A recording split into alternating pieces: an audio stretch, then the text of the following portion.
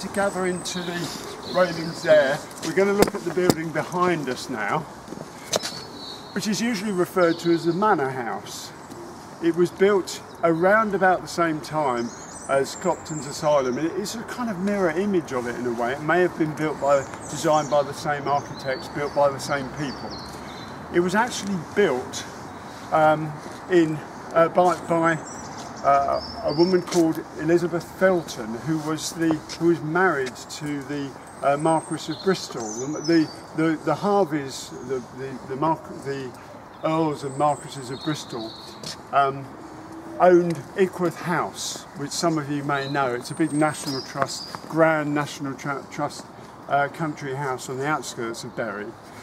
But Elizabeth was more of a town person than a country person. Her husband was very happy being out on the country estate, but she rather liked the town life. She was employed as part of the Queen's household at the time, and so she was a much more sort of cosmopolitan, busy sort of person.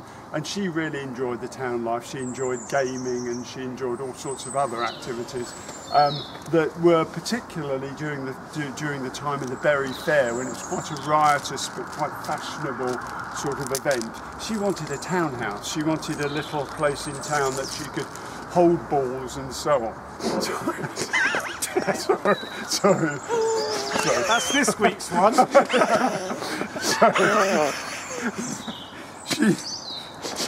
your fault. Edit. So she had this.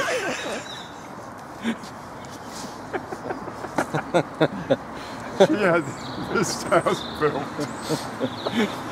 Right, Billy. Specifically for her. Yeah, not in front of the children. Forget this, Billy. I'll tell you later. Forget this. She had this house built. It's very unusual in that it's only got one bedroom. It's more facade than anything else. There was no kitchen, so all the food had to be brought in. There was only one bedroom, and obviously a ballroom. But unfortunately, she had this built, and she only enjoyed it for a couple of years before her death. And it subsequently became a judge's lodging house, and for many years was actually a museum. It housed a very fine clock and portrait museum, but it's now in private ownership.